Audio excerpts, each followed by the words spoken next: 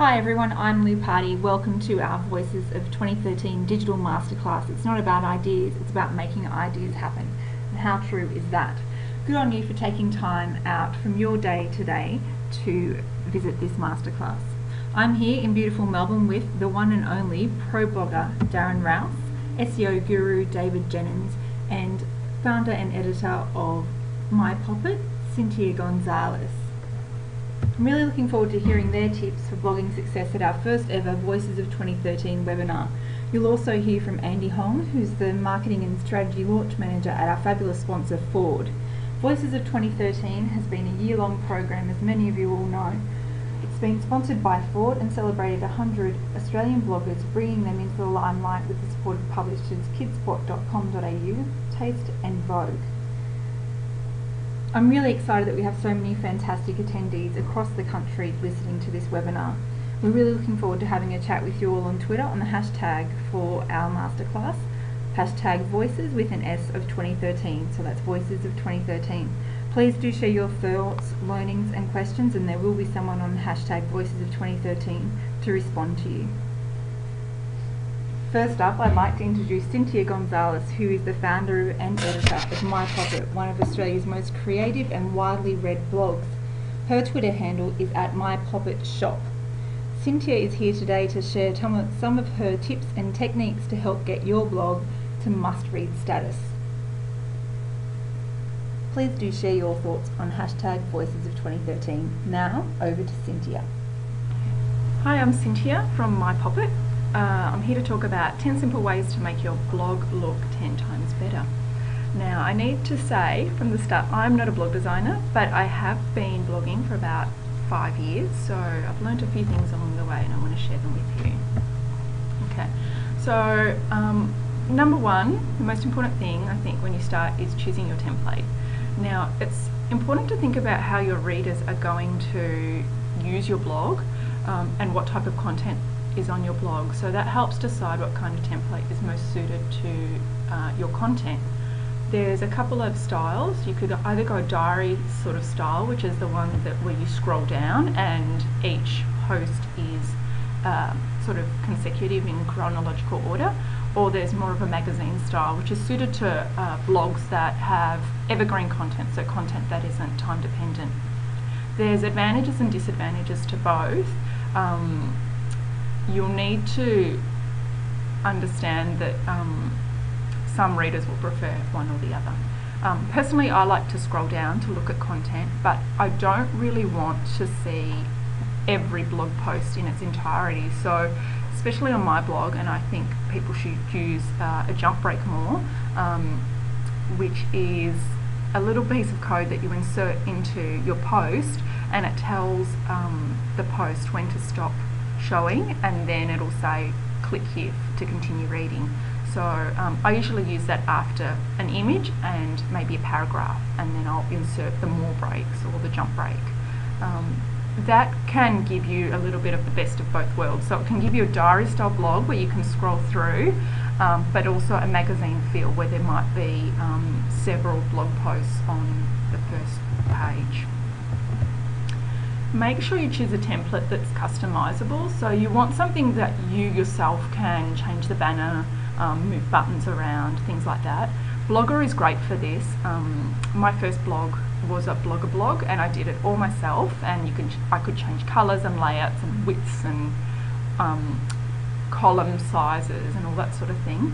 I've since gone on to WordPress, a little bit harder to change major things, but I can certainly change my own headers. I can change the colours of my sidebars. I can insert buttons. So it's important to make sure, if you're working with a designer, that you're going to be able to do some things yourself, because you're not going to have to want to go to your designer every time you want to insert a photo or a button or something in the sidebar. Whether you have your whole blog designed by a designer or just something tweaked, it's going to depend on your budget and what platform you're using. Sometimes you just need a little tweak or a little change. You might want to try tweaky.com. They're great for things like writing little snippets of code just to, help in terms terms of, you know, you might want something moved slightly, or you might want a little bit of extra functionality on your blog that you can't find a widget for. Twiki.com is great, and they match up a web designer to your needs.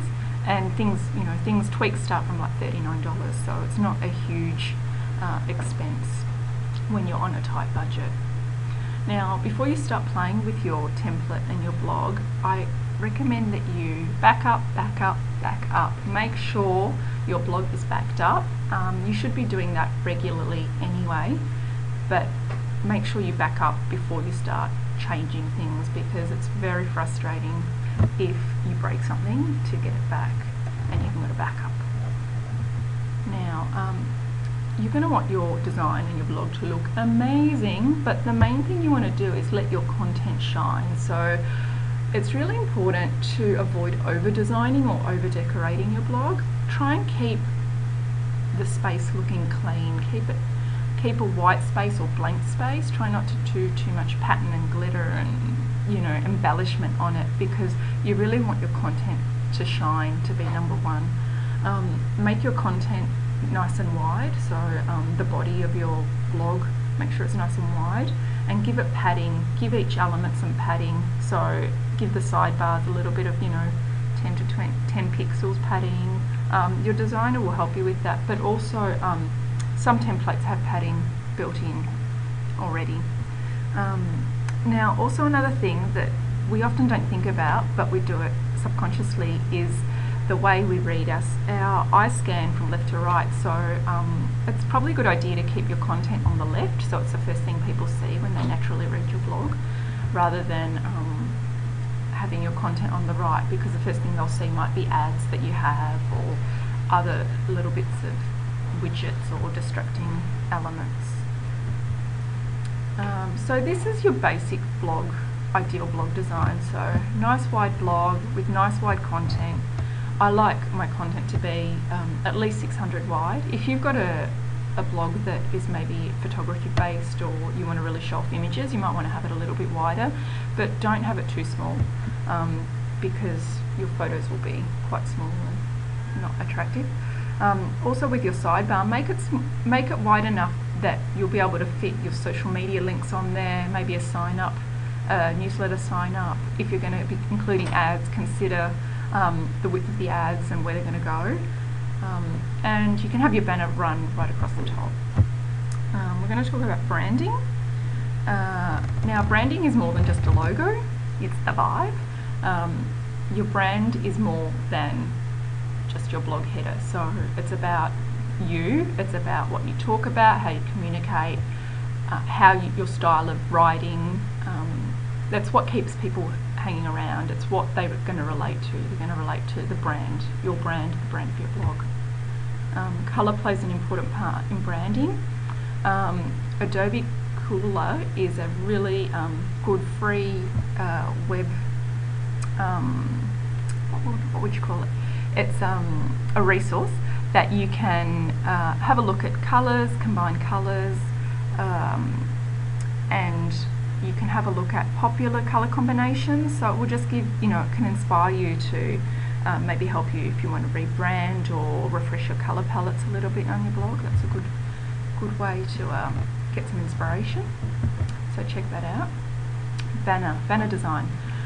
Banner is one of the most important parts of your blog for branding and communicating what your blog is about. If you imagine a blog with no other graphic elements, no other colours on it, your banner can say a lot about your blog. So don't just put your name on there, include a little sentence or a byline about what your blog is about. So on my blog I talk, my sentence is your weekly dose of crafty inspiration. So it tells people that I write a craft post once a week and you can come there and get inspired. It also reminds me what my blog is about every time I see it. So it keeps me on message. Make your banner as wide as your blog, but not too tall. So having a banner that is quite tall can push your content down below the fold. So when people click onto your blog, they won't see your first post, they'll just see the banner. And then they'll have to scroll down, which is not ideal. So not taller than 300 pixels. Mine was about 300. I actually made it 150 because I really wanted people to see the content, not just the banner. You can make it yourself. You don't need to spend a lot of money on graphic designer. Use something like PicMonkey or Canva to upload photos, or use some graphic elements, overlay text. You don't need to use the standard fonts. You can get free fonts from somewhere called DeFont. You may want to add sort of other image elements, so check out puglypixel.com. She is a web designer based in San Francisco. She has lots of free content and information about photo editing on Photoshop, lots of free scrapbooking elements, and like things like tapes and little decorative elements that can really take your banner design to the next level. If you have a budget, you can hire an illustrator or graphic designer to create something unique for you, and that may be a good idea if you want to have your branding be consistent, and like they can design business cards and all sorts of things for you too. But if you don't have any money, if you're skint, maybe you can trade some services. So for example, my banner and logo design was created by a friend of mine who's a graphic designer, and I made her a quilt in exchange. So that's always a nice thing to do too. If you've got some talent, you can swap your skills. Now we're talking about pages. So readers really want to know who you are, and you need to tell them. You need to have a photo just under your banner on the right hand side on your sidebar with a little bio, and make that click through to your about page. Share lots of information that's relevant on your about page, so make sure you've got a photo or a couple of photos of yourself. Talk about why your blog is worth reading. Keep the information relevant, so don't talk about things that are off-brand really. Don't talk about, your first pet unless your blog is about pets. I don't want to know what car you drive unless your blog is about cars. Have contact information on there. Where can people find you on social media? What social media do you prefer interacting on? Tell people why. And about page is somewhere that PR people from brands and companies are going to look and do a little bit of research on you. So if you want to be contacted by those people, say that on your about page. You can think outside the box a little bit. You can embed a video that you've filmed introducing yourself. Have a link to some blog posts that you like, or inspiring Pinterest boards or something. Just anything that gives people a way to connect with you on a personal level. Now, it's really important to make sure your blog is easy to read and easy to navigate. Your content can be amazing, but if people can't find it, or if it's just really hard to digest or read, it's not going to be very effective, and people aren't going to share it.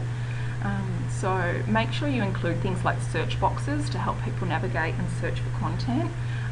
Menus that are easy to find. So put your menu or navigation bar just under your blog header. It's sort of a pretty standard place to put it, but it's where people will look for it. Make your text links a different colour so people know it's a link. Make sure you use your footer. A footer is a very underutilised part of people's blogs, so you can include things like extra social media stuff on there, extra things where people will find you, archives, other sort of links that people might, your top 3 posts, anything that you think, if someone reads down to the bottom of the post, they might want to read on and find out more info, so you can have it there. You put a little sign up box for a newsletter there, as well as up top on the sign up. They can also sign up down the bottom. Keep it easy to read, so make sure it's a light background and dark writing on it. Don't have lots of pattern behind the words. Make your fonts easy to read. Don't use fancy, cursive, pretty fonts, because they might look good, but if you want to read or digest a lot of content, it's not ideal. Next, actually I'll go back. 2 plugins that I really like are NRelate and Link Within.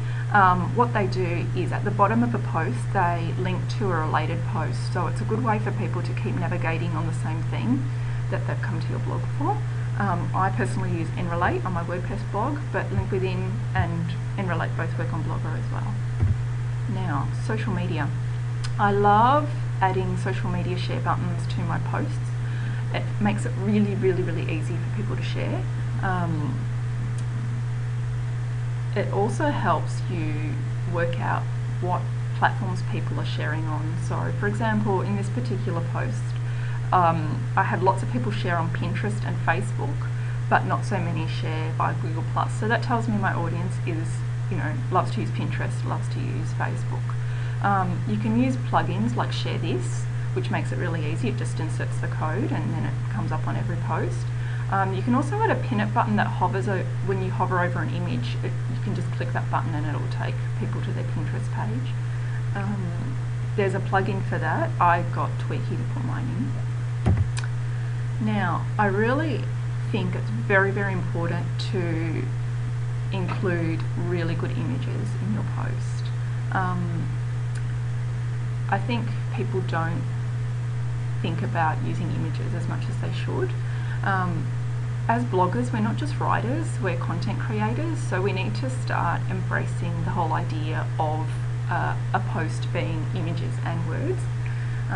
It helps communicate your message so much better, and when you use your own images, it's another way to reinforce your branding and differentiate your blog from like a billion blogs out there. So really think about avoiding using things like stock images or avoiding using images off Pinterest that belong to other people, because really, that isn't your content, and it might be pretty and it might communicate sort of a theme, but it's like using someone else's words, really.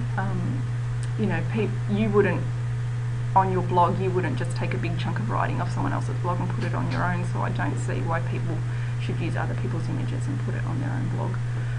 Unless you pay for it, of course, and that's totally different. Make your photos nice and big, and make the width the same width as the text. So whether your photo is horizontal or vertical, it should be the same width as the text. Try and edit them before you put them on your blog. So edit them for colour, make sure they're nice and bright, crop them to size, and resize them for faster loading. So make sure your images aren't too big, or they'll take ages to load and people will get annoyed, and it also uses a lot of your bandwidth. You can resize things in PicMonkey, you can crop them, you can do everything. So if you don't have a program like Photoshop, give picmonkey.com a go. You can also add things like graphic elements or headers, text, make some infographics on there. I find it really important. I get a lot of traffic from Pinterest, so I find it really important to use my own photos and add my own personal spin on them. For example, these images were for a campaign, which was it wasn't a very sort of upbeat campaign. It had to convey a lot of information. So rather than just using words to give them information, I tried to add some graphic elements to it to make it more engaging, and also give people an incentive to pin those photos as well. You need to think about why people are going to pin photos. So if it's a stock image or an image that isn't originally yours, they will probably, readers are less likely to pin that than if it's your own original image. You can make graphic elements on not only Photoshop, but things like picmonkey.com really easily. Now, a note on watermarking. I had a question on watermarking earlier on Twitter, asking if you should watermark your images. I personally don't watermark my images. I like to brand my images. So what I mean by branding is I have developed a style of imagery in terms of like the colours I use, the style I use to photograph. So if you have a look at my images lined up with a whole lot of other images, people will pick mine out straight away because I've developed my own style, and that goes back to the whole branding. So you need to convey your own personal style, your brand, through your images as well as your writing. So there's a lot of advice about keeping your writing, your voice consistent. Your voice can come through in your images as well without watermarking. I do occasionally watermark some images, and that really depends on how I think they're going to be shared, but it's very small and discreet. The majority of my images on my blog are not watermarked.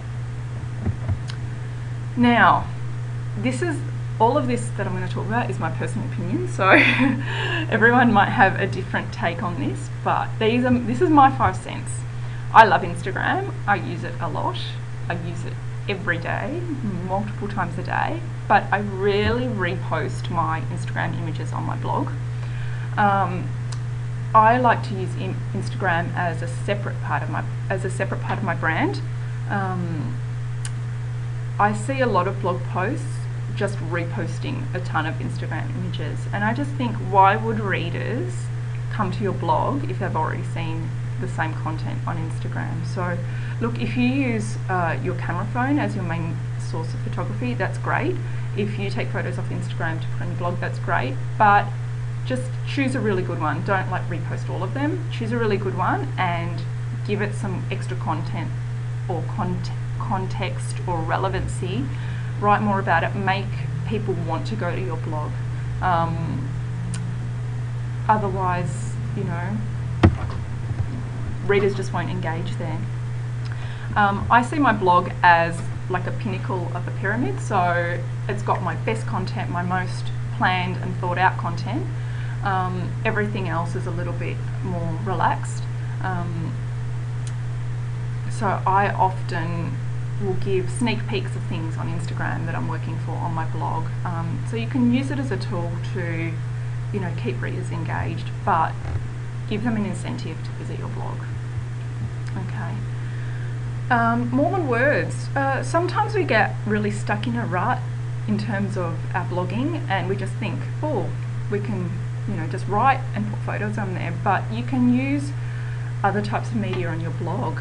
You can use audio, you can use video, you can use animated photos, which I really, really love. So think about creating a podcast for your blog. Think about creating short videos for your blog, like vlogging. It doesn't have to be all or nothing. Sometimes I do a lot of craft tutorials on my blog, and sometimes photos will not communicate what a video will. So sometimes I insert videos that might be even 30 seconds long, but it will communicate what I'm trying to explain easier than photos. So you don't have to every week do a video, but you might occasionally want to do a video. There's lots of tools to edit videos. I mean, you can have it straight from your phone, but if you've got a Mac, iMovie comes free with it, and it's really easy to use. I've just found out that there's Microsoft Movie Maker, which you can download free if you're on a PC, so there's no excuse to have your videos be a little bit more polished. And if you load them to YouTube, they're great for SEO as well. GIF files are awesome, but I think they've gotten a really bad name because in the past people have used them for really bright, neon, flashy, sort of moving images or flashing text. Think of a way to use your GIF images, so moving images, in a really subtle way to just catch people off guard. I love using them for things like before and afters, or you could even have a series of photos of a curtain blowing in the wind, and it will communicate a mood really, really well. Have a play on Picasson.com. It's a great way to generate GIF files, and they give you a little code, and you can just insert that straight into your blog without too much technical knowledge. Avoid really fast blinking things though, because people don't like that. Now we're at the end. Now I'm going to talk about my pet peeves, because some of these are obvious, but you still see them on lots and lots of blogs, and it drives me insane. So I'm going to go through them. Music. It's obvious. Don't put music on your blog. No one's going to want to be like having their break at work, or maybe sneakily reading your blog and their boss walks past and some big loud music blasts out. So get rid of that. We talked about the fancy fonts. Just limit your fonts. Limit them to a couple of fonts that are easy to read. Use your fancy fonts for titles, not for everything. Flash sites, hopefully they're on their way out. That is, obviously they don't play on tablets and things like iPads and stuff, so you're really cutting out a lot of your audience, but they often take ages and ages to load. So if I load something up and it's Flash, I just switch off. I don't have the time. Think about when you have an ad or buttons on your sidebar, try not to overdo the whole flashing texts and ads and all sorts of things. One done subtly is fine, but when you have like 10 flashing ads on your sidebar, that can be really, really distracting and distract from your content. The next one is hard to describe, but you've all seen it, especially on Facebook. These little fancy fairy, I don't know what you call them, embellishments in your text. It's not the 90s, people, we're not on Facebook. Don't use them. They're not great for SEO, so yeah, use your words. Even though I like bright colours, try and restrain your colour palette. I have, my designer that designed my logo gave me a limited colour palette. She gave me the hex codes, so whenever I need to create some graphic elements or use some colours for my images, I always try and use those colours to keep the branding tight. Neon's pretty hot right now, but don't go overboard on things like really bright neon pinks and whatever, because they hurt people's eyes. You can use one bright colour as a, you know, as a accent, but just don't go over the top with neons. Pop-up boxes. Some people like to use it, and I know like some web people with their SEO sort of stuff will say, yeah, pop-up boxes are great, they get great conversion. Personally, I don't like them, so that's just a personal thing, but think about what annoys you on other people's websites and blogs, and then look back at your own blog and think, what can I change, what can I tweak to make my blog more user-friendly? Faux signatures, this is just a personal thing of mine, so like I'm sure a lot of people out there use it, and if you like it, keep using it. If you don't have a blog that's written by lots and lots of people, I don't see the reason why you need to sign off on every blog post with a little faux signature. I'd rather see a nice photo of you on the side, a nice bio, so I know who's writing all the posts. If you have lots of people contributing to your blog, that's different. Then it's okay to have some sort of like little bio or photo of whoever wrote it, or even their name at the end. Try and avoid lots of patterns, so background patterns or things that will be distracting. Also, I find blogs that have heavy patterns, sometimes when you've got very strong heavy patterns, then you have images that clash or don't quite fit in with the branding of the pattern.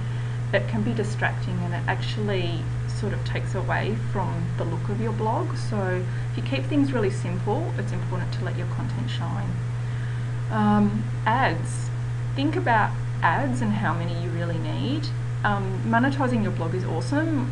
I do sponsor posts, I sometimes have ads on my blog, but I've chosen to go down a certain monetization path so I don't have to have lots of ads on my blog. If you're going to have ads on your sidebar, have some sort of control about what ads you have, so the design and their branding doesn't clash with your branding. You want it to sit nice and harmoniously. Okay, so that's all I've got to say. Thank you for listening. If you've got any questions, you can find me on Twitter at My Poppet Shop. I'm always on Instagram. I'm happy to answer questions on Instagram too. Same handle, at My Poppet Shop. Or find me on my blog, mypoppet.com.au. Thanks. Thanks so much, Cynthia. That was fantastic. Next up, we have that most formidable and intriguing of digital beatings, and SEO Pro.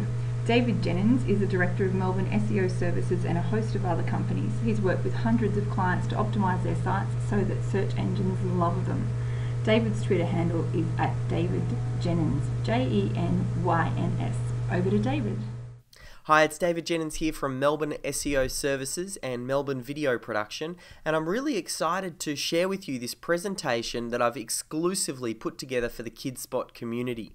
it's really important as a blogger to make sure that you've got people listening to what you say, because that's going to inspire you and motivate you to keep putting out great content. So this presentation is all about growing your audience. It's the 5 simple steps that anyone can follow to get more traffic through to your website, build a tribe, and build a community of people who want to find out what you've got to say. So let's get started. The first thing I want to do is take you back in time. We'll go all the way back to 1999, and I wanted to kind of tell you a little bit about my story. When I was finishing my final year of year 12, I was trying to decide what I was going to do with the rest of my life. And as a budding young entrepreneur, I wanted to go out and make as much money as I could. So, against the better advice of friends and family, rather than going to university, I took out a $5,000 loan and did one of those weekend how to trade the stock market courses. You know, one of those ones that promise that you'll be a millionaire by Monday morning if you just follow these easy steps. And what I learned from that was a really valuable lesson that I'd like to share with you. It's this idea that, well, for one, to make money in the stock market, you need money, and all I had was this $5,000 loan. I was living at home with my mum, working in a supermarket just to pay back that $5,000 loan.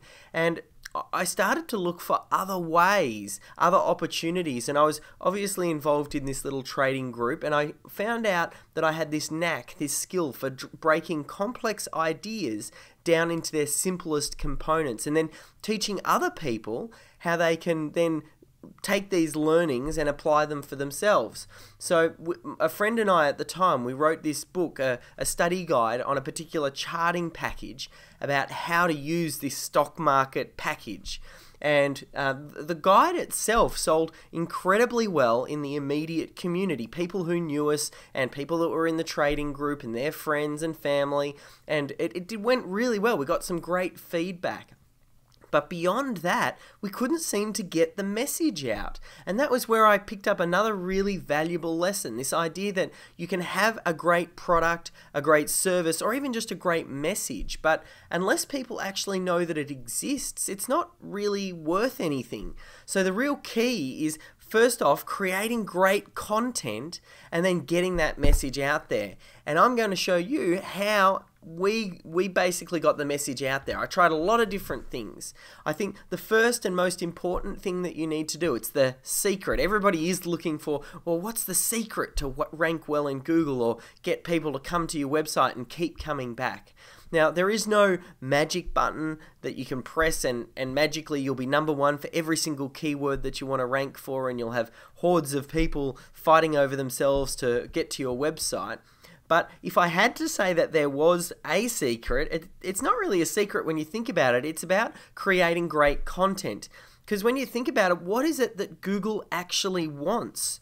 Google wants to make sure that their users who go to google.com have the best user experience. When they're looking for something, they find it. And that's really what Google's all about. People go to Google with these questions or problems, they enter them into the search box, and some results come up. Google wants to make sure that that question that the person has in their mind, they get answered by running that Google search. So by doing that, once we understand the fundamentals of what Google's trying to achieve, we want to create content around this idea. We want to help solve people's problems and answer their questions and help give them something that they're looking for. So that's step 1. And then once you start to create that, you don't have to think as much about SEO because SEO happens naturally. People share good quality content.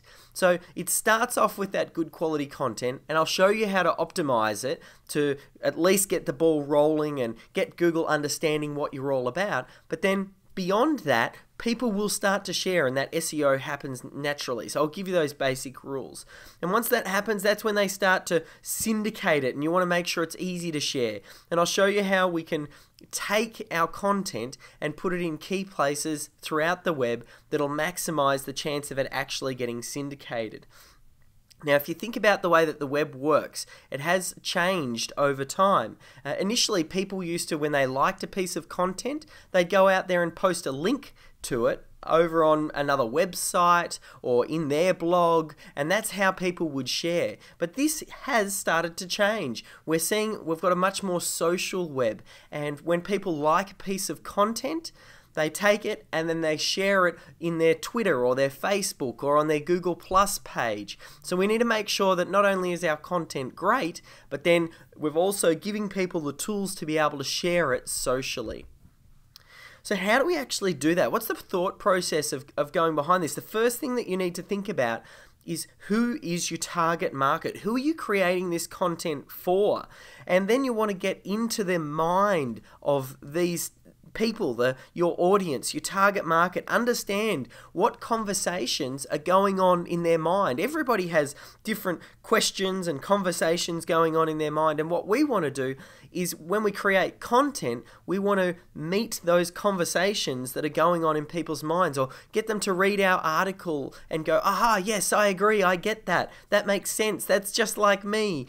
All of that you need to take into consideration, and you create the content for the person. So the way that I like to do that, one of the first things when I'm working with someone, is we talk about designing like an avatar, someone who is an excellent representation of your target market. Actually give them a name. So it might be Jane, and she's a mum of 2, and she lives out in Greensborough, and she's got a house, and her husband's got a good job. She has a part-time job. You know, what does she like to do in her spare time? What does she like to drive? What are her problems? You know, she can't find enough time in the day. She wants to be creative for her kids. You get really clear on who your target market is. So when you write, or you need to make decisions about what you're doing on your website, you can make them based on what, Jane, this avatar, is looking for. And then that's a great way to answer questions. Whenever you come up against something and you're not quite sure how to solve it, you think, well, what would be most important for Jane? That's the best place to start with any online sort of marketing endeavor. Now, on the web, you've probably already started to learn that there's so many things that you could be doing online. There's just so many choices to choose from. There's 100 things that you could do, but most likely there's probably 2 or 3 things that you might focus on, or 5 things that are going to give you the best chance of success. As I said, on the web, you can be looking at SEO, and under SEO, that breaks down again. You've got on-page and off-page optimization. You might have heard of social, which has got Twitter and Facebook and Google Plus and Pinterest.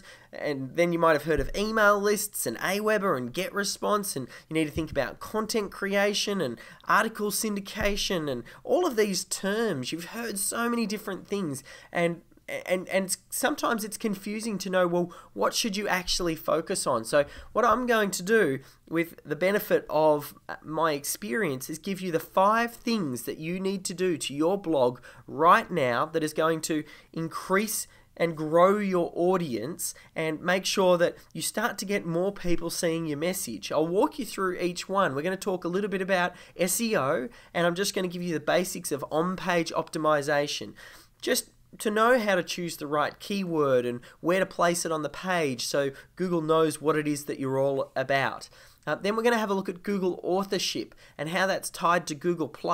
This is a big change in the web, and Google's really making a play for the social space. They want to create their own social network. Now, Google Plus hasn't taken off like Facebook has, but the way that they're kind of almost strong-arming people or forcing people into using it by tying authorship to content and then giving preference to content that has good authors tied behind it means it's an absolute must. We're also going to have a look at content syndication. You see, people are consuming information differently, and we need to make sure that we put it out there on the web in as many different ways as possible so people can consume it in a way that suits them. We're also going to talk about how you can connect with influencers who've already got the audience and how you can build a relationship with them and then leverage off what they've got. And the final thing is I want to talk about how to Google proof your website. How to make sure that regardless of what Google ends up doing, regardless of them changing an algorithm and creating penguin and panda and hummingbird and some of these different updates you've heard about, what's the one thing that you can actually build, this asset, a way to communicate with your clients and communicate with your audience on a regular basis? And that's building a database. So let's go through these 5 things. So first off, we've got the on-page optimization. Now, on-page SEO, there are 2 parts to SEO. You've got on-page SEO, which is everything that happens on your website. Then you've got off-page SEO, which has to do with, references to your website on other people's websites, whether it's posting of an article or whether it's posting a comment and linking back to your site. That's all off-page. What I want to focus in on or channel in on is the on-page optimization. This is something that every website needs. And if you've already got a great amount of content, just sometimes by doing the on-page optimization, you can improve your traffic and your rankings overnight because you're telling Google what it is that your website is all about. Now, the off-page side of things, a lot of people get themselves in sticky situations. So I think the best thing that you can do, if you focus on great quality content, which will make sure that it gets shared, and then we have a look at on-page optimization, which I'll walk you through now, you're going to be 95% of the way there, and you can just plug a little bit of that off-page SEO into the back of it. So how does on-page SEO work? Well, it's all about making sure that Google knows what it is your page is about. And to do that, we want to choose one keyword. Now, a keyword, and I'll kind of use the term synonymously, a keyword doesn't necessarily need to be one word. It's actually a keyword phrase. So it could be 3 words. When I talk in terms of a keyword that someone searches in Google, I could say SEO Services Melbourne, and that is actually considered a keyword. Even though it's got 3 words in it, it's more of a keyword phrase. Now we want to be assigning one keyword phrase to each page on our website, and then we need to put it in a few key places. So how do we determine, well, what keywords should we be using? Now, the first thing is, as I said, understanding your target market. If you know that Jane, is having these conversations going on in her mind, we think about, well, what does she go to Google and type into the search box? Sometimes that can give you at least a seed keyword, a first keyword that you can start, so you can start doing some of your keyword research.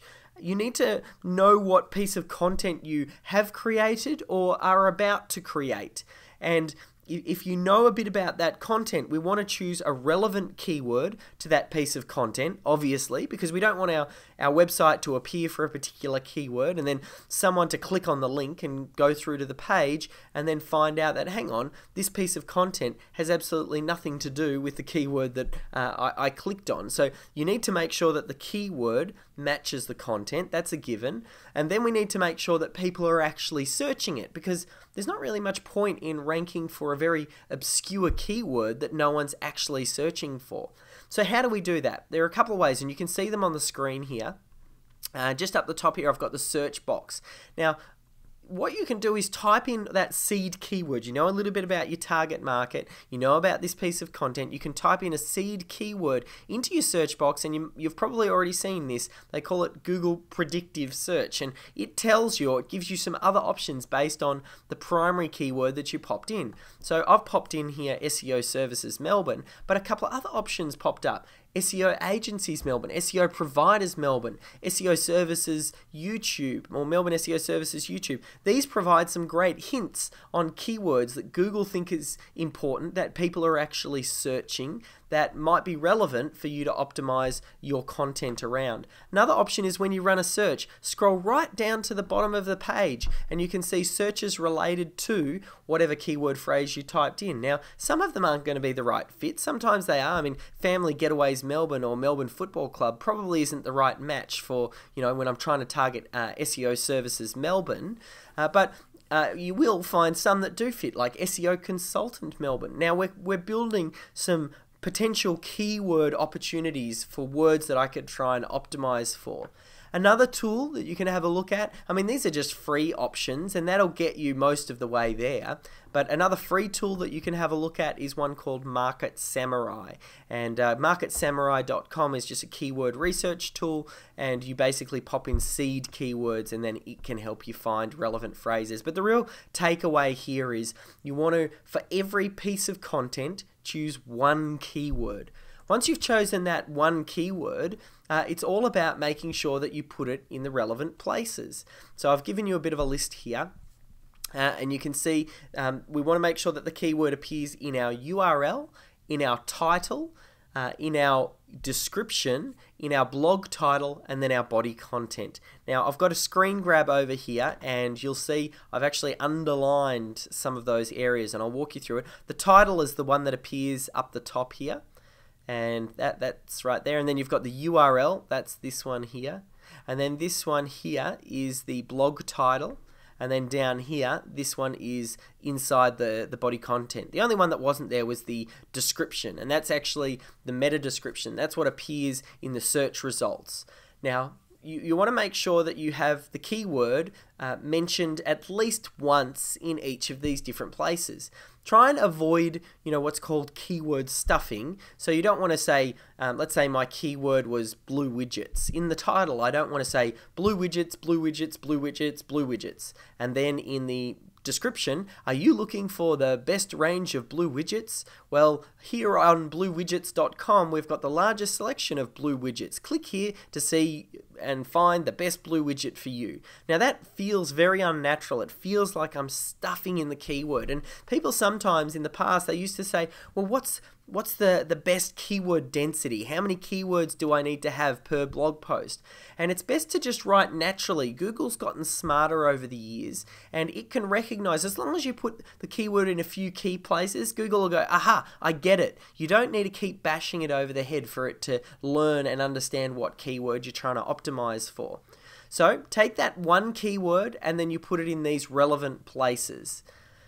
Now, how do you actually get it in those relevant places? You can actually check out, if you're on WordPress, and so you might actually already know, but if you're on WordPress, there's a great plugin called Yoast.com. I've got the URL there. It's a free plugin that you can download, and it enables you to edit and tweak your title and your meta description, and you type in, your focus keyword, the keyword that you're focusing the page on, and then you can put the keyword, obviously, in the content like you would normally do. So it's a very easy process and makes things that little bit easier. And it's also got some extra functionality, which we'll talk about later when it comes to Google Plus and making sure that we have authorship set up. So that's a great way. Now, if you're using another platform, just reach out to whatever the community is. If you're on Blogger or if you're using Tumblr or some of these other platforms, I'm sure there are solutions out there. You just take the concepts that I'm giving you and then find the appropriate thing for your platform. So the only bit of caution I've got here is just to make sure that you optimize for the user. Now, just remember, the user is the person who is going to engage with your website. Google's search robots, when they get there, they're not the ones that are going to sit and read your content. That's not your audience. Google's just going to do that to try and rank you. But once you're ranked, it's the user that's going to keep coming back, and they're the people you want to engage for. So when people first hear a little bit about SEO, sometimes, like I said, they'll try and stuff the keyword in there, or they'll try to over-optimize. Always put the user first and SEO second. If you need to compromise on the way that a sentence is written because you're trying to squeeze the keyword in there, chances are you're probably doing it wrong. Because you really want to make sure that you're optimizing for that user first. So that's the first tip. The second tip we need to have a look at is Google authorship. Now, Google is going social. Everybody on the web is going social. And it's not really an anonymous web anymore. Google wants to take away this idea that there's a whole bunch of content out there on the web and nobody knows who actually created it. And the way that they're doing this is with a thing they're calling authorship. and it's very closely tied to their Google Plus. Now, I'm not too sure if you've come across Google Plus, but you've definitely come across, when you've run some searches, you've seen how the photo of someone will appear right next to those search results. You can see here a couple of my companies, Melbourne Video Production and Melbourne SEO Services. When you search for us, my photo appears up there, and you can also see by David Jenyns, and I've got X number of people in my circles. That is Google authorship, and it's a great way to stand out from the rest of the search results. Like, not everybody is doing it yet, so if your content has a photo next to it, it's obviously going to help your click-through rate. But also, as over time, it's going to become more and more of a ranking signal. This is just early days now, but I'm telling you now, Google is not letting go of Google Plus and authorship. It wants to make it part of its algorithm, and there are already indications and studies that have come out that show correlation data between high-ranking websites and authorship. So you want to build up your popularity and your status with your profile, and then you can start to spread that around your site and any other platform that you're involved in where you can associate your Google authorship to. Now, it's a pretty easy process. It's tied to Google Plus. The first thing that you need to do, and that's my Google Plus profile there, if you want to join my circle, you can head over there, but it's a matter of going to Google Plus. Just Google Google Plus, sign up for a free account, which looks like this, and then using that Yoast plugin that I was talking about, it's all you need to get is your URL from your Google Plus profile. You add underneath your About page whatever website you're looking to add your authorship to. So it might be yourblog.com. You'll add that link inside your About Us page, and then you take your Google Plus profile URL, and then you simply drop it into the Yoast plugin, and it handles it all for you. As I said, depending on the platform, it's going to vary, and if you just Google whatever platform you're using and say Google Plus tutorial, you'll find a tutorial that'll help you sort of solve how to do that. It's easier than you think. It's something that you only have to do once, and I highly recommend it. It will help you grow your audience and start to get your name out there as an authority. So then we've got creating the content, which we talked about, creating high quality stuff. Now we want to make sure that we syndicate it. So again, I love coming back to this idea of who is your target market and where are they? It's important to think about who it is you're trying to share your message with, because if they're not on LinkedIn, you might not need a LinkedIn profile to start syndicating content out there. If they're not on Pinterest, you might not need a Pinterest account. I think there are a few places you need to be. You have to have your content well optimized so Google can find it. I think by default now you have to be on Google Plus because they're forcing you to with this whole authorship. And I think Facebook and Twitter, I think there's definitely some merit there. People are there. You can take your content and then post it out there. So each time that you create a new piece of content, you can post it out. And then it's a matter of finding where your people are and then meeting them where they are, and then obviously introducing them to a new piece of content that you've done. And I like to create almost like a little bit of a syndication plan. So you might create a blog post, and every time I do a blog post, I make sure I optimize it for YouTube, for Google. I make sure that I take a snippet and then I go post it over on Facebook, and then I make sure I do a little snippet on Twitter, and you come up with like a little bit of a step-by-step plan. But the real key is just think about what each platform is there for and how people use it. Facebook is about community and engaging. So you want to be asking questions and getting people involved. You don't always just want to be posting, oh, here's my latest post, come back to myblog.com. You want to just use it for what it's there for, which is engaging. So occasionally you might post, hey, here's my new post, but more than that, you want to post other cool things that you've spotted that other people might be interested in, and then you can engage and build up your profile that way.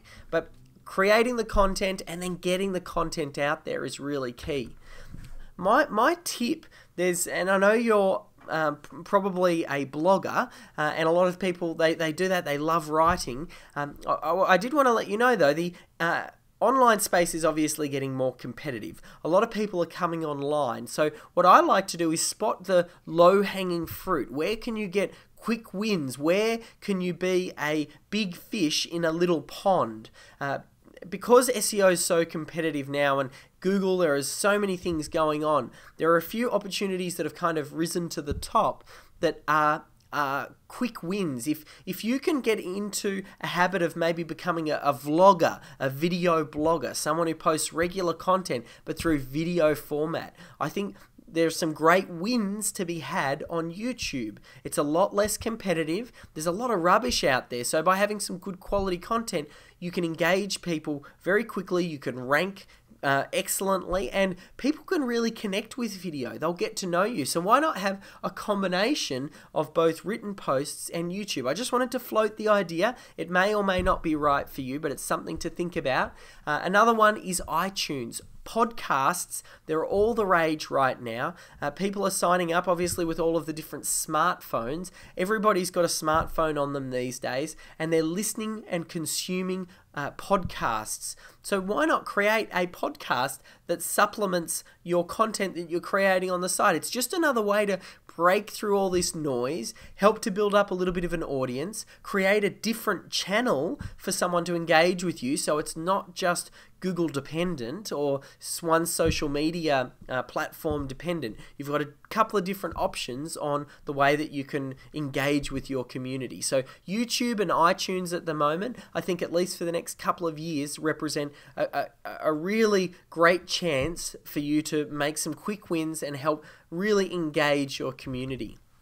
No matter what piece of content you create though, it's always good to always SEO all that content. So whether it's YouTube, iTunes, or you're posting things on some of those social media accounts, make sure that you choose your keywords and then put the keyword once in the relevant places, in titles and in descriptions, because that really tells Google, hey, this page or this piece of content or this blog post is about this keyword, and you're telling Google you want to be associated with that, and as your popularity starts to rise, it'll drag up those posts and you'll start to improve in the search engines.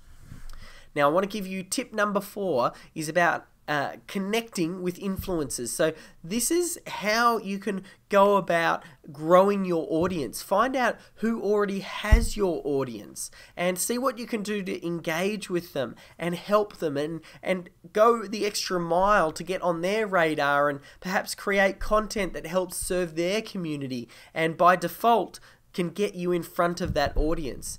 Now, when I came into the online internet marketing sort of space, one of the first things that I did was I reached out through my podcast. I had a thing, and I still do today actually, called podcastinterviews.com. And I reached out to a whole lot of experts in my niche and interviewed them. What that did was it enabled me firstly to connect with these thought leaders, and I got some really great valuable ideas and content.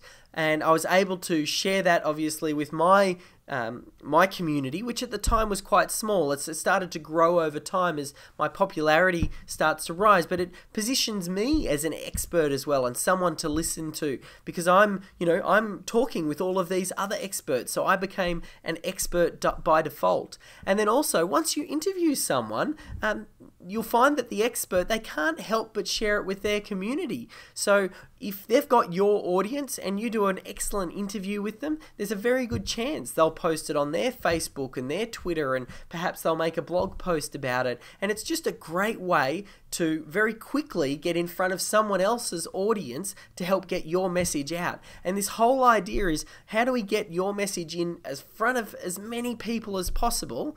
And then they can, if they like what you've got to say, they'll come back to your website and then they'll start to engage with what you're doing. So it's a little bit of a way to shortcut that. The final tip that I've got here for you is then to make sure that you build a database, because you've got people coming to your website now. All of the different strategies that I've talked about, whether it's optimizing your content for Google, or you're adding authorship, or you're creating some other traffic channels, or you're engaging with people and syndicating your content in social media platforms, you're starting to get all of this traffic come back to your site. Now, the key thing that you want to do is have a channel to be able to continue to communicate with them. Now, this is usually one of the last things that a blogger thinks about. A blogger doesn't really think about, well, maybe I create a newsletter or some sort of free report or some reason why someone would want to exchange their email address for a particular something. Just subscribe to my newsletter these days is not enough because the world is such a busy place and there's a lot of noise out there. People don't want to add more noise to it. So you really have to make sure that there's a good, valuable reason that someone would want to opt in. But once you get someone on your database and you've got an email list, you're able to continue to communicate with them and drive them back to your website. Whenever you create a new piece of content, you can send an email out and people come back. It just Google proofs you, regardless of what changes Google ends up making in the future, whether they create a new algorithm update. They've got the penguin and the panda and hummingbird and who knows what animal they're going to come up with next. But if you've got a database, it doesn't matter because you can continue to email them and come back regardless of how you're ranking. And it's the same philosophy behind why I've suggested that you build up a bit of a profile on some of these other platforms, whether it's on YouTube or Apple iTunes, because it Google proofs you. And you'll actually find that building a database becomes your biggest asset. I feel like this is an area most bloggers miss, but it's probably one of the most important. So let's now tie this all together and put it into a bit of an action list. What can you do with things that you've taken from this session here today? Well, firstly, you want to keyword optimize. Pick maybe 20 of your most important pages first. If you've already got a blog up, go ahead and pick the 20 most visited pages on your site, or pick the ones that you think are your best pieces of content. And you want to assign one keyword per page, and I showed you how to do a little bit of research for those, and then you want to make sure that you put them in the relevant places, in the title tags, descriptions, and a couple of times throughout the site. Now, your ultimate goal is to optimize your entire site, but let's just start off with 20 pages to start with.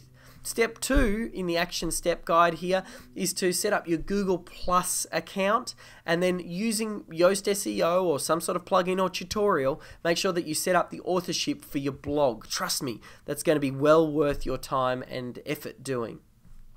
Then I want you to set up 2 traffic sources or 2 other ways that you're going to syndicate your content. 2 other traffic channels. Like I said, it might be Twitter, it might be Facebook. You definitely want to do Google Plus. You might look at some other ways as well. Maybe it's iTunes or YouTube, but have at least 2 other platforms that you've got outside of Google that you're using to drive traffic through to your site. Now, step 4 is I want you to identify 3 sites, 3 thought leaders out there in your community or your space, your market, where people already have your audience, and I want you to start to reach out and engage with them. It might be as simple as posting something on their blog and adding some value there. It might be reaching out to them and saying, hey, I read this article that you've got here and I loved it so much that I shared it out with my audience. And then a couple of weeks later you might follow up and say, oh, I saw that this post you did, I felt like this was a valuable thing that really adds an extra component to the article. So I wrote this extra article, thought your audience might be interested in it. And that way you can sort of start to engage with them. You might even ask them to do an interview so you can get to know them and find out some of their ideas and start to help them get their message out. Because if you help enough people get what they want, you'll ultimately get what you want. And then the final one is I really want you to go ahead and set up an email list, some sort of database, and be consistent in communicating with your list. That's such the key here. The biggest takeaway about everything that I've learned online is being consistent, because building a successful blog takes time. Just like Rome wasn't built in a day, your blog won't be built in a day. It might take 2 or 3 years before you get enough traction to break through the noise and have a popular blog that people actually actively go out and seek out. It's not just going to happen overnight. So what I've given you here are 5 action steps that are going to get you focusing on the right things, but it's still going to take time and it's still going to be take a lot of effort. But trust me, the rewards are worth it, so stick with it. Now, the final thing I'd like to leave you on is if you've got any questions or if you need any help with anything, if you get stuck technically, you can go to a website like odesk.com or Elance or Freelancer. Some of these websites are great for getting technical help. You can actually post a job on there and say, hey, I need someone's help to set up my Google authorship, and you can post a job there for $10 and you'll find someone who can help you out with that. So for technical support, you can go there. If you want more help on tips and ideas on how to do SEO or web video or anything like that, I've got some free videos over on my YouTube channel. You can see that there, youtube.com/the SEO method. Or if you've got specific questions, please follow me on Twitter at David Jenyns, and I don't care what questions you've got, email me through. I will make sure to answer them or point you in the right direction. And then finally, if you want to find out more about what we do, you can head over to melbourneseoservices.com, opt into the newsletter and find out more about what we can do to help you grow your audience and get found online. So that's just about it. I look forward to answering your questions, and I hope we get to bump into each other again. All the best. Bye. Thanks so much, David. That was fantastic. I'm sure it will be of use to many, many people out there. Today we also have a special guest here from Ford. Andy is Ford's Marketing and Strategy Launch Manager, which means he's responsible for bringing the Ford brand to life, including through blogger partnerships and affiliations, and much more activity. Ford has sponsored blogging programs now for over 3 years, and Andy has kindly joined us to share why, from his perspective, blogger relationships are so valuable. So hi everyone, and thank you for logging in today. Certainly some of you may remember me from early in the year through our event in Sydney, but for those who don't, my name's Andy Huang. I lead the marketing strategy and launch team at Ford. I've been with Ford 16 years now, and 10 of those being in the marketing and brand space. So had plenty of time to see the marketplace change. So first things first, wanted to say thanks to Kidspot and the Voices 2013 cohort for partnering with Ford for this year's event. Also with that, wanted to send out my appreciation to the other guest presenters today in Darren, Dave and Cintia, and really looking forward to them being able to provide you with heaps of insights. So I really talked about myself being around for a little bit and seeing the marketplace change. And really kind of like, if you think about it, everyone is talking about digital these days. And it'll be very, very easy to think of digital as just being, oh yeah, that's just online and a bit of advertising here and there, a bit of blogging. But really the way that at Ford we look at digital is that it's really about an ecosystem. It's an ecosystem where a customer takes a journey through that ecosystem in finding out things about a brand. So if you kind of look at what I've got on screen now, which is sort of a illustration of what we see as an ecosystem, you can see that basically there are two rings. There's an inner ring and an outer ring. And the way we see it is that the inner ring are stuff that we can control. It's really about engagement with our products and things we own, things that we can send out. The outer ring is more stuff that you put out there, but you really can't control how consumers understand it or engage with it. Yeah. So that would include like paid media through TV, branded content, digital ads. Then you've got other elements such as media and PR, search, and obviously conversation, which is where we see blogging fits in. So if you can think about this as being the journey that a customer takes, and every customer will take a slightly different route, you can see how it is really important to make sure that the elements on the outer ring interact with stuff in the inner ring, so that it's a consistent journey for a consumer as they engage with your brand. So just with that, we understand that customers' top trusted sources of information are family and friends, and the research we've done suggests that 90% of people rate that as the top source. And the second bit is that consumer opinions online 70% of people believe that is the second most influential and trusted source of information. So it's no wonder then from a brand perspective that for us it makes so much sense to be engaged and involved with blogging and the blogging community, because there's no other way to showcase our vehicles and our products better than in their natural habitat, on the road, or getting you and your families from A to B. The ability for us to create experiences with bloggers and personalized experiences, and being able to share that with the wider community really helps us to kind of move our brand forward.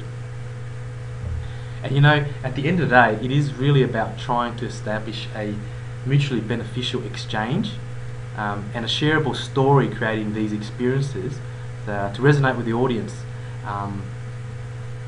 And that's why it's so important when we're involved with the blogging community that we have certain criteria or things that we look for that we think would be very, very successful in the partnership. So a bit more detail about what are the kind of things we look for. Well, basically there's three main things that are important to us from a brand perspective. The first one being a diversity in interests and experiences. And what I mean by that is that we want to engage or be involved with bloggers that have an open mind to experiencing new stuff, and an open mind to finding and new ways of incorporating brand messages into the story, and new ways of saying, well, how can I incorporate this brand and make it feel like and make it a part of my life? And ultimately that's what we want. We kind of need our brand to form a part of the consumer's life.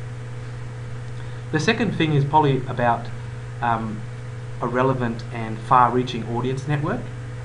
And what I mean by that is not about having a network or how big the network or the size of the following is. It's probably more about having a network that shares the similar values and shares the similar interests as the blogger, who, once again, an audience that's open to new ideas and open to new ways of welcoming a brand into their life. And the third element that's important is probably looking for bloggers that are comfortable with and familiar with using cross-platform activities, not just looking at blogging, but thinking about how does blogging then link into other social channels, and really having an appetite for opening up the two-way conversation and allowing word of mouth to help the brand and also to help the blogging and the community. So kind of those are the three things that we would look for in a successful blogging relationship. So kind of an example of what we've done. Firstly, we've got a forward blogger engagement program where the aim is to create one-off experiences for influential bloggers from different backgrounds, and enabling them to experience our products in unique and relevant ways. So in the first round we offered free bloggers free unique experiences that we developed and kind of organised around their interests and their families and the relevant locations. And each of these bloggers had a strong preference on Facebook, Twitter and Instagram, and we gave them unique hashtags, and at this point we've probably reached over 700,000 Australians over the course of one weekend with that. So certainly some real strong opportunity for us. Just example some of the other stuff that we've done with blogging is obviously our Choose Your Own Adventure, which is together with Kidspot. We kind of created a platform for a selected number of bloggers to review our vehicles, and what we've allowed them to do is kind of develop some really unique ways of experiencing the product.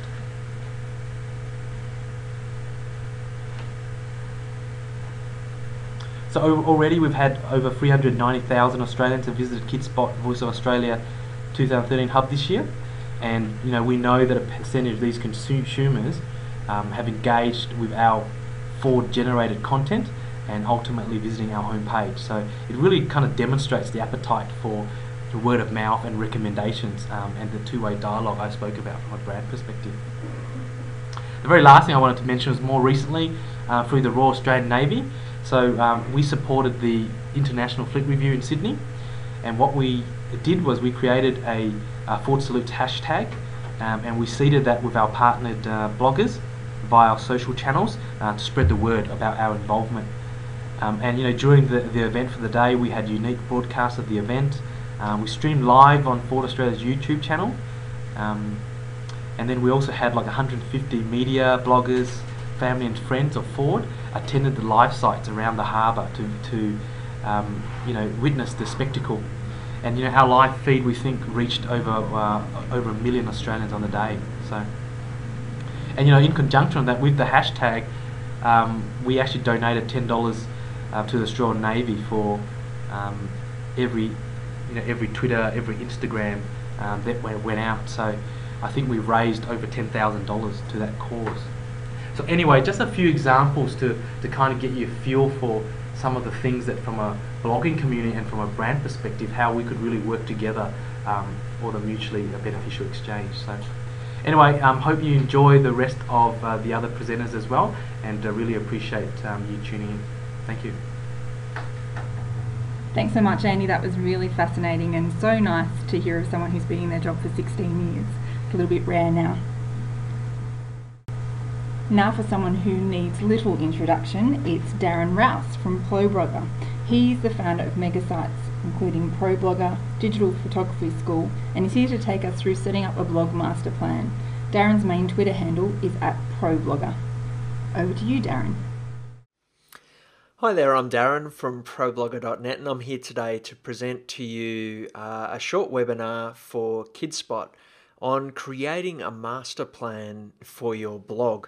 That was the brief that I was given, and I set out to prepare that webinar, and the more I thought about it, the more I realised that it's a massive topic to cover, and so I'm going to attempt to do it in the next 20 or so minutes, but we're going to scoot over a whole heap of information, some of which I can expand upon later for you. I've got a link for you at the end of the webinar which has some further reading and some other webinars that I've recorded that will go a little bit deeper. But we're going to get into it anyway. I want to start off by talking a little bit about what I know about successful blogging. Now, I am certainly not the most successful blogger in the world. There's a lot bigger ones than me. But I've picked up a few things over the years that I want to, I guess, start off with. The first thing I want to say right up front is that there is no one blueprint or formula or master plan for blogging. There's no formula that I can give you that's going to lead you to success. So today I'm not going to give you a plan for you to go away and follow. I want to ask you some questions and give you some questions to ponder and give you a few exercises that I've done over the last few years that have helped me to, I guess, find my own path. What I've found talking to a lot of bloggers over the years is that every successful blogger that I've come across has really forged their own path. They've found their own way, and so the questions and exercises that I want to give you today are really to help you, I guess, to get on that journey. One of the things I want to say up front is a lot of what you'll hear today isn't rocket science. You'll probably have heard some of this before, and if you haven't heard it before, you've probably thought it before, or it's fairly logical in many ways. The question I guess I want you to ask as you do hear something you've heard before is, have I implemented it? And this is a key question, and I ask myself this question all the time because I hear people talking about, how to build a great blog. I've heard that before, but have I actually done it? Have I done it well? And they're the questions, I guess, that I want to encourage you to ask today about some of these things that you have heard before, but perhaps, like me, you haven't implemented. One of the key things that I've found over the years talking to a lot of successful bloggers is that they have this common trait of being implementers. They're active. They take initiative. They don't wait for good things to come to them. They go after good things. And so I guess that's tied into that question, have you implemented, have you taken action on these things before? And what can you take action based upon this webinar and the ones that you've heard already as part of this Kidspot webinar today? And I guess the last thing I'll say is that for me, what I found is that success is really the result of a whole heap of small, consistent actions over time. time. I hear a lot of people come up to me and say, what's the secret? What's the big thing that I should do that's going to revolutionize my blog?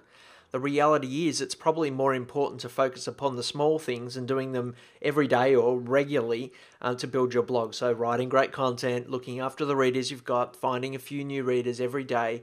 These small, consistent actions are probably going to have a bigger impact than any of the magical techniques that you might hear people sharing. So there's some of my introductory remarks. The other thing I would say is that I think most successful blogs are built upon three things. And these are the things you probably should be spending 90% of your time on. Creating great content. It's pretty obvious. I told you it's not rocket science. Finding readers for your blog, which Dave's already talked about in the webinar that he's produced. And building community on your blog. Looking after the readers that you already have, engaging with them, involving them in your blog. For me, they're the three foundational principles, I guess, of good blogging. And it's out of that profit comes. Now, profit might be money, or it could be something else, depending upon your goals. It's, I guess, what you get out of it. And it just may be satisfaction might be the profit that you get. So when I talk about profit, I'm not just talking about money. But a lot of bloggers do get into blogging thinking that they're going to make money. Really, you need to focus your energy upon those other three things: content, community, and finding readers. And then that's where the profit comes from. So, what am I going to talk about today? I've identified 5 things that I want to just briefly talk to you about.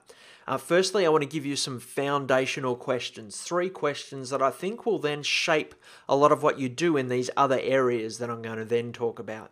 Then we're going to touch on creating great content from your blog, building community on your blog, finding readers for your blog, and then monetization. Now, each of those topics we could easily spend an hour or 2 on, and I've got some webinars that I'll shoot you the recordings to at the end of this. But I just want to briefly touch on some of these things and give you some questions and exercises to do. Let's start with those foundational questions. These are 3 things that I think it's really important for any blogger to have thought through at some point. Now, you may not have thought these through when you first start your blog. I certainly hadn't, but at least at some point along the journey, if you want to see your blog grow, these are things that you're going to probably need to ponder. What are your goals? Who are your readers? And what is your blog's purpose? Let me just briefly touch on each of those. What are your goals? I look back on the last 11 years of my own blogging, and my blog over that time has had fairly steady growth, but there's also been these moments of growth spurts where things have kind of escalated a little and then they've gone steady again. And almost all of those growth spurts that I've seen have been where after a time where I've sat down and worked out my goals. It's almost every time that it's happened, that's exactly the pattern that I see. When I started blogging, I had no goals whatsoever. I was just having fun. It was just an experiment. But about 1.5 years into my blogging, I decided to set myself some goals for my blog. And that was closely followed by growth in my blog. I love that quote there from Brian Tracy. People with clear, written goals accomplish far more in a shorter period of time than people without them could ever imagine. And that's certainly been the case for me. So what are the goals that you have for your blog? Now, you don't have to write a 50-page business plan. Just even fuzzy goals, something to aim for, gives you a bit of direction and a bit of clarity, and also enables you to filter out some of the distractions that might come your way. So what are your goals? This next question, I think, is probably the best question you can ask yourself as a blogger. Who are my readers? And I want to give you just a really brief exercise that you can do to help give you a bit of clarity around this. Some of you have heard me talk about how when I started Digital Photography School, which is my main blog today, I sat down and I created some reader profiles, and that's the exercise I want you to do.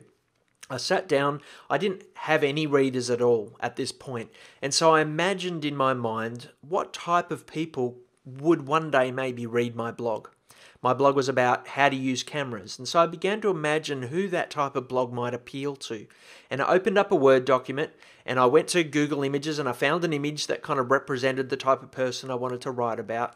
I gave the person a name and a nickname, and I began to write about them. And you can see on the screen there some of the things I included in this reader profile: their demographics, their needs and challenges, that's the key one, how they use the web, so what sort of technologies are they used to using online, what motivations might they have for reading, and what is their experience level, what are their dreams, and what is their financial situation like, and how do they spend money as it pertains to your topic.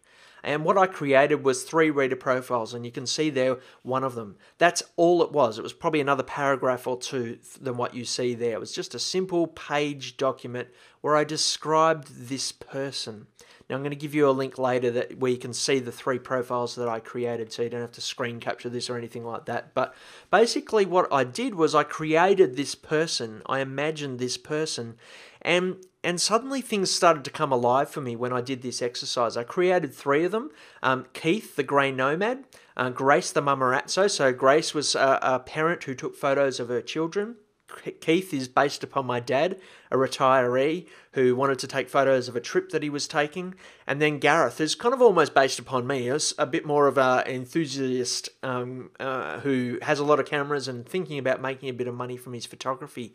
So these 3 different types of people that I wanted to build a blog for.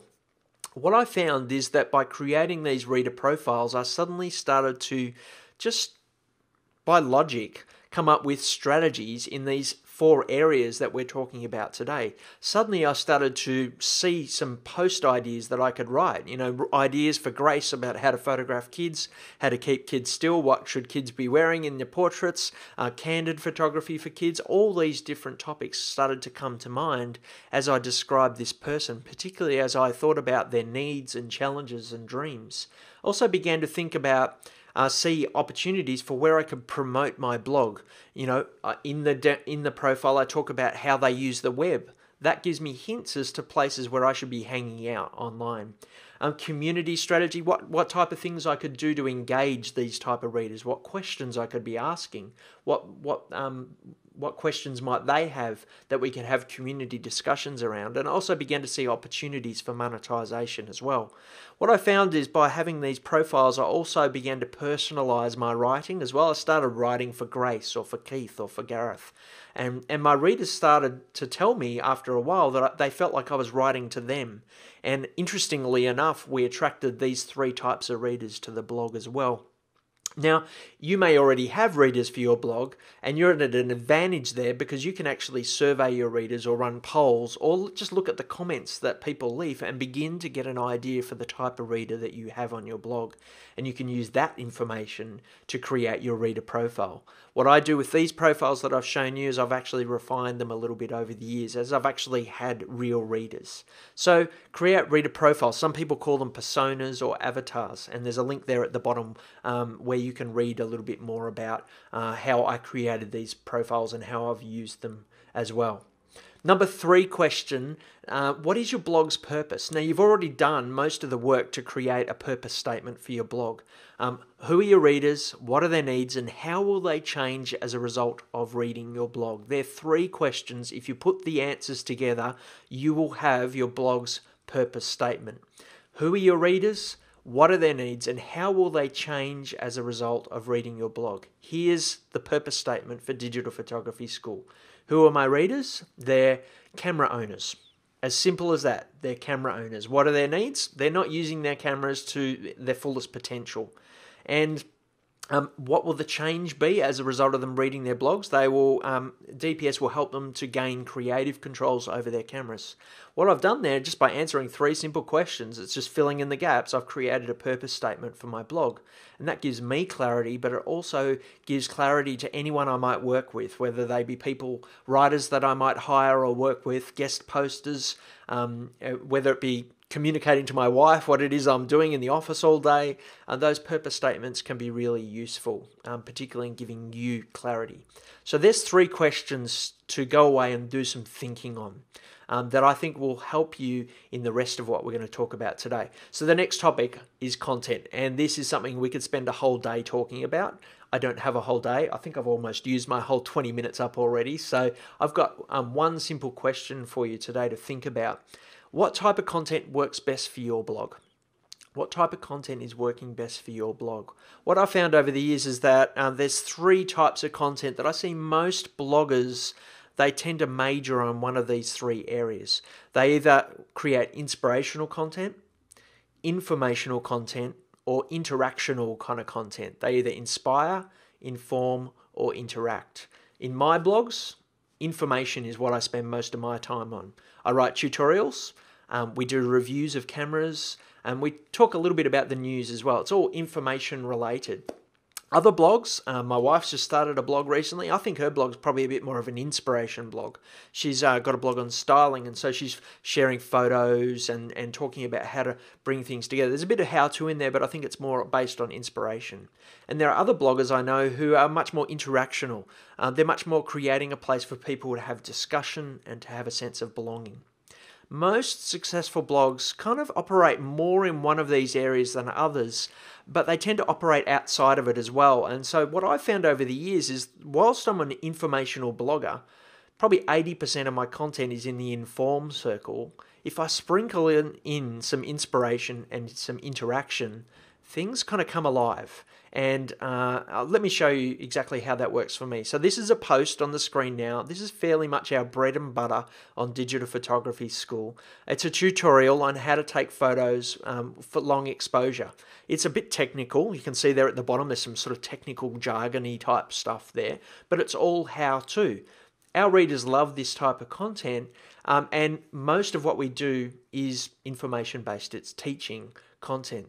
But what I found fairly early on in the blog is that if I threw more inspirational posts in on similar topics to the informational stuff, that things kind of started to happen. So here's another type of post that I create on Digital Photography School. This is what I would say is an image collection. It's an inspirational type post. It's basically 15 images. The only text in this post is the text you see on the screen there, that one paragraph of text. The rest is all image based. And it's examples of great photos that illustrate what we'd already talked about on the blog earlier in the week in the how-to content. So what I found is that when I started putting these image-based posts up and inspire our readers, we started to get a lot of questions about how to do that type of stuff. So I can guarantee you in those 403 comments on this post that quite a few of them would be, how do they take this photo? Or how can I take that photo? So the inspiration is driving people to the information. They want to know how to do it. So at the end of this post, you scroll right down, you see this, 5 links to informational posts that we've already written on the blog. So we inspire our readers and then we drive them to information posts that relate to that inspiration. I used to find that our information posts did okay, but when I started throwing in these more inspirational posts, our readers went to the informational post with a greater inspiration and they really took on board the content that we were creating. The other thing we do at the end of the week, we publish posts like this one that you see on the screen, which is more of an interactional post. It's a challenge to our readers. Go away and take photos based upon the tutorial and the images that you've seen this week, and then come back and share those photos with us. And this kind of brings it all together. It actually means we've got readers who are learning, who are inspired, and who are doing. And this has a big impact upon them as well. And it makes our readers feel much more like they're belonging and they're a part of something, not just reading it and taking it in, but they're actually contributing something as well. One of the key things I'd say about content is that you just need to constantly be experimenting and watching to see what happens as a result of the experiments that you do. And always ask this question, what's been working for us, even if they're just small little glimmers of something that's kind of worked, and how could you refine that? How could you try that again? I want to show you an example of this. This is a post that was submitted to me about 3 years ago by a reader of the site. It was a guest post, and in it, the person, Kaspars, put together 21 images, hand-drawn images of women, sort of as a posing guide. Here's 21 types of poses that you might start with photographing women. I thought the post might do okay. It was an image collection type post, but it was hand-drawn, and I was a bit skeptical about that because we're a photography site, but I published it anyway. You can see there at the top, it's been liked on Facebook 7,800 times. It's been pinned on Pinterest 11,000 times. Had a fairly decent amount of comments. It was on Twitter. It was getting on StumbleUpon. It was getting shared around the web quite a bit. I noticed this thing's going well, so I go back to the author and I say, how about doing another one? And so he submitted one on how to photograph men and 21 poses for photographing men. Again, it got shared around quite a bit. We did part 2 of photographing women. We did how to photograph children, how to photograph groups of people, how to photograph weddings, and how to photograph couples. This series of 7 or 8 different posts got shared around like crazy. You can see there that latest one got pinned over 82,000 times. It's now up over 100,000. This series of posts had around 4 million visitors to it, so it went absolutely nuts. But the key here is that I watched to see how this experiment that I didn't really know how it was going to go, to see how it went. And then when I saw something working, I refined it, and I continued to do it, and I continued to take that format. We've since done another series of posts from the same author with some hand-drawn images and photos next to each other, and we're currently working on an ebook as well. So this is how watching to see how an experiment works and then building upon it can really pay off for you. The last thing I'll say about content is you really want to balance serving your current readers and finding new ones. The content I just showed you then does really well with finding new readers, but if that's the only content I created on my blog, my current readers will get annoyed. They kind of like it in small doses, but it's kind of softer, lighter content. So you've got to also look after your current readers and pay attention to them. I'm going to just briefly touch on community because, again, it's a massive topic. But the big thing I'd say about building community on the blog is that you have to be the community that you want to have. You need to take the lead. Your readers will follow your lead. So if you want comments, you need to comment. If you want people to be positive and affirming and behave nicely, you need to behave nicely as well in your content. If you're snarky and attacking in your content, they'll probably follow your lead. So be the community you want to have. And then here's a really short question or exercise for you to do when it comes to community. Actually sit down and write for a couple of paragraphs, what does an engaged reader of your blog actually look like? Actually sit down and define what an engaged reader might look like. Now, hopefully they don't all wear beige and have very white teeth like these people on the screen. There'll be other things that you would be looking for your readers to do. And I guess that's the other way to word it. What do you want your readers to do when they arrive on your site that will help them to become more engaged? Here's what I want my readers to do. I want them to subscribe to my newsletter. I want them to follow us on Facebook. I want them to learn how to leave a comment on the blog, and I want them to start sharing content. Now, they won't do all of those things probably on the first visit. For me, the number one thing is subscribe to our newsletter.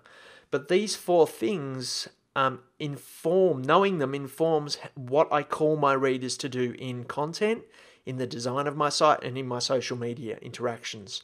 So these are 4 things that if you arrive on the site, you get asked to do these things over time. So what do you want people to do on your site?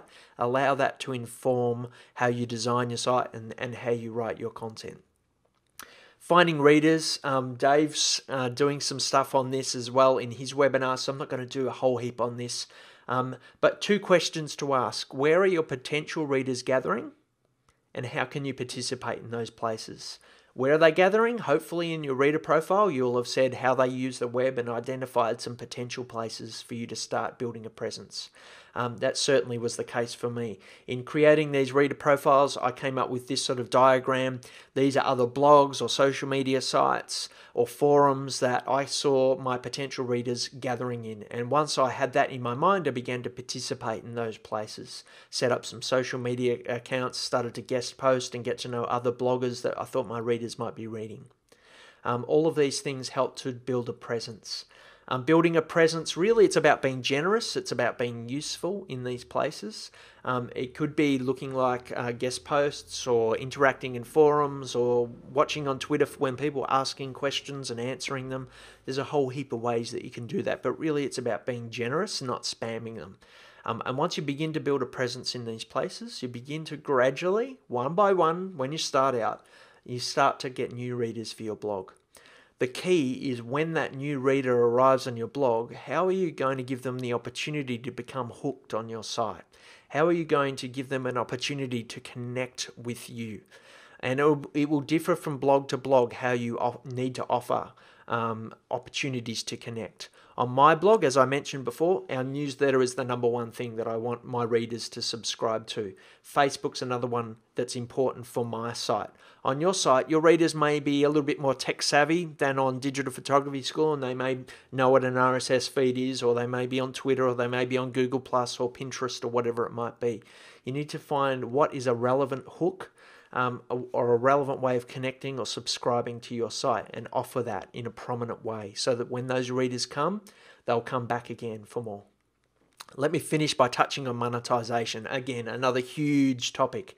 And in the link that I give you at the end, there's a whole webinar on this topic for you to dig into if it interests you. But the number one thing I guess I learnt in the early days of starting to monetize my blogs is that if you want your blog to be a business one day, you need to start treating it as a business today.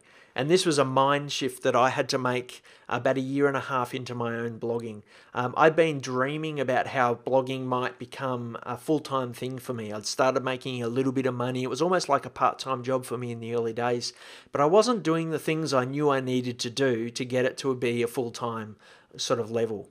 I wasn't ringing advertisers and asking them to advertise on my blog. I wasn't really serious about it. And so it didn't grow as fast as it could. And the day I started to treat it as a business, even though it wasn't yet a business, was a really important day for me. And it was one of those times where there was a growth spurt just afterwards.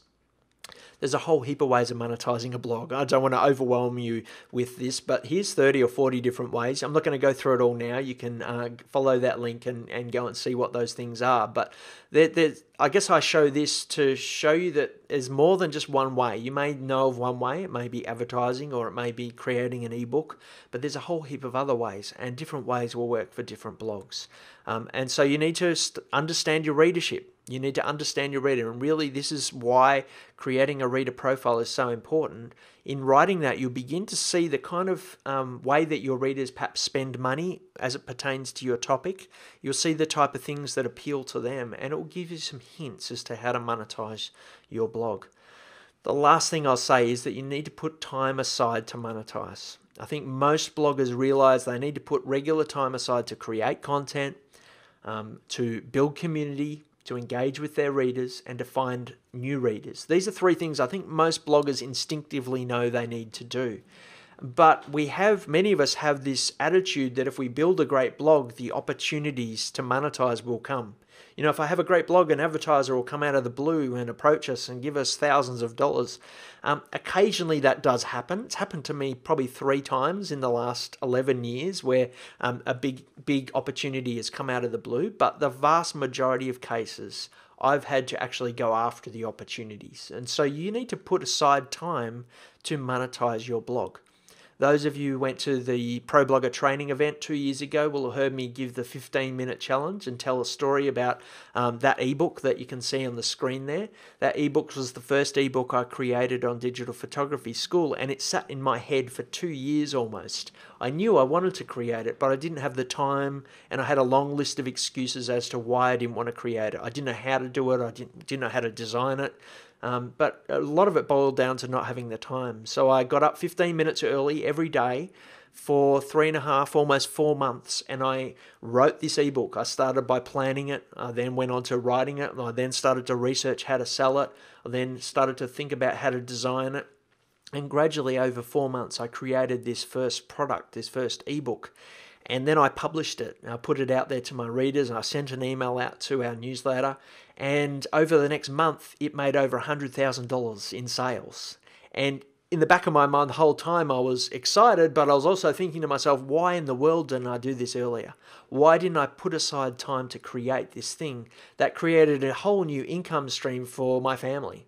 Why didn't I do that earlier?